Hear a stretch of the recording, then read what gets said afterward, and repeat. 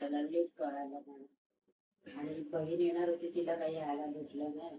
नवीन ठिकाणी इंटरव्ह्यू दिला, तिथे जुन्या ठिकाणी कामाचा प्रॉब्लेम चालू आहे. तर ती बोली पुढच्या वेळेस येईल दरबारामध्ये, तिचे जे कामापासून ते सुटका भेटली की ती इकडे दरबारात हजेरी तरी लावायला येईल. बेटा अर्धा सर काय घाबरे, तुझी कामं होतील व्यवस्थित. जिथे मला योग्य वाटेल ना तिथे मी तुला करून देईन. ठीक आहे? आणि पैसे मिळतील, तुझे पैसे कोण नाही खाणार. ते काम ते तिकडे रखडून राहिलं ना, म्हणजे इकडचे पैसे आले असते मी पालघरला फिरवले असते, म्हणजे पटकन ते अग्रीमेंट बनवलं असतं घरासाठी. असं तिकडनं मग कॉल येतात, मग परत नवीन स्टेटमेंट काढा, मग परत रिपीट तेच हे होणार. असं ते आहे. या महिन्यात करून देते तर सगळं मग बघू दे.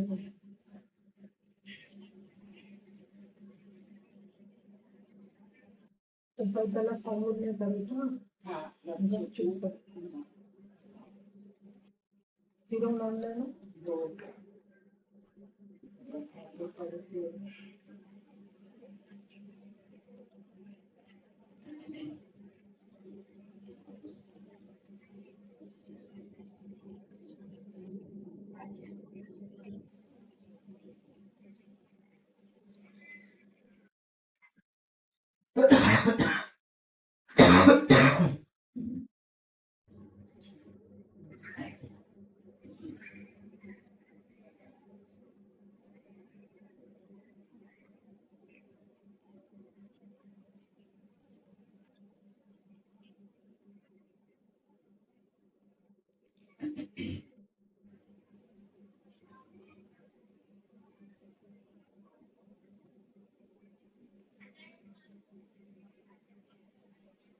कालपासून तब्येत मला वाटतं सर्दी झाली, मला वाटतं नरम नरम आहे.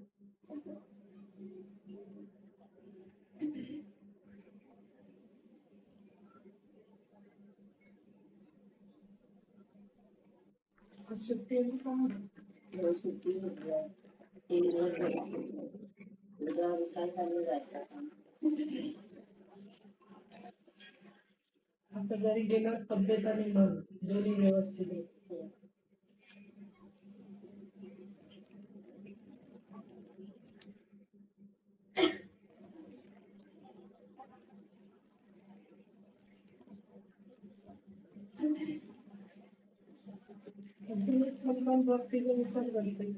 ठेवला होता, पण आता विचार करते की चांगलं मी ठेवलं पण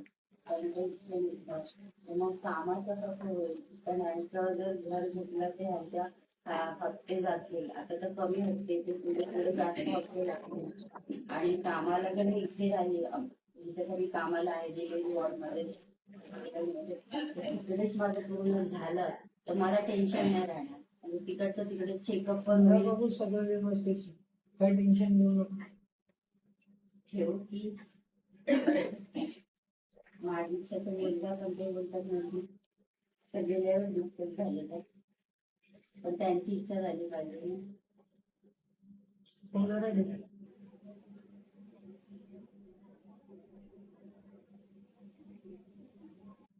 आणि मुलगा त्या 12वीला आहे, पर्सेंटेज चांगले आहे, तिला आर्किटेक्ट इंजिनिअरिंग काहीतरी करायचं. अभ्यासात लक्ष ठेवायला सांग. हा, तिला सांगते तसं रोज